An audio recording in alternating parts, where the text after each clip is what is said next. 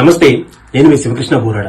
చాలా సందర్భాలలో తల్లిదండ్రులు కావచ్చు, గురువులు కావచ్చు, పిల్లల్ని కూర్చొని పెట్టి చదువు చెప్తున్నప్పుడు వారికి ఎంత చెప్తున్నా అర్థం చేసుకోకపోతే బాధలో ఒక మాట అంటుంటాం, నువ్వు ఎందుకు పనికిరావు అని చెప్పి. దయచేసి ఈ మాట ఎప్పుడూ వాడకండి. ఎందుకంటే ఆల్రెడీ కృంగిపోయినటువంటి పిల్లల దగ్గర నువ్వు ఇంకెందుకు పనికిరావు అంటే వారు మరింత నిరాశ చెందుతారు. దానివల్ల వారు ఇంక మనం ఏమీ సాధించలేమన్నటువంటి భయాన్ని పొందుతారు. కాబట్టి నేను చెప్పదలుచుకుంది ఏంటంటే, ప్రతి మనిషిలో ఖచ్చితంగా ఏదో ఒక ప్రతిభ దాగి ఉంటుంది. భూప్రపంచంలో పనికిరాని వ్యక్తి అంటూ ఎవరూ లేరు. ప్రతి మనిషిలో ఏదో ఒక ప్రతిభ దాగి ఉంటుంది. కాబట్టి ఆ ప్రతిభ గుర్తించి ఆ ప్రతిభ వారి జీవితానికి అలానే సమాజానికి పనికొస్తుందో లేదో తెలుసుకుని అది మంచి ప్రతిభ కనుకైతే ఖచ్చితంగా అభినందించండి, ప్రోత్సహించండి. దాని కారణంగా వారు మరింత వృద్ధిలోకి వస్తారు.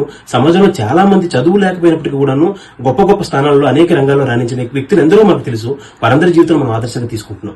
అయితే నేను చెప్పదలుచుకుంది ఏంటంటే, ఎంత ప్రతిభ ఉన్నప్పటికీ కూడా చదువు కూడా చాలా అవసరం. కాబట్టి మనం ఏం చేయాలంటే, ప్రతిభను గుర్తించి ప్రోత్సహిస్తున్నప్పుడే వారికి తెలియకుండా ఒక నైతిక ధైర్యం, ఒక ఆదర్శం కలిగి ఖచ్చితంగా మనం కూడా ఏదైనా సాధించగలటువంటి నమ్మకాన్ని పెంపొందించుకుని అప్పుడు ఖచ్చితంగా ఈ చదువు పట్ల కూడా ఆసక్తిని పెంచుకుంటారు. అలా నెమ్మదిగా చదువును కూడా వారికి దగ్గర చేస్తే, ఈ ప్రతిభతో పాటుగా చదువు కూడా వారికి వస్తే ఖచ్చితంగా గొప్ప స్థానంలో కూర్చుంటారు. అది ఎటువంటి సందేహం లేదు.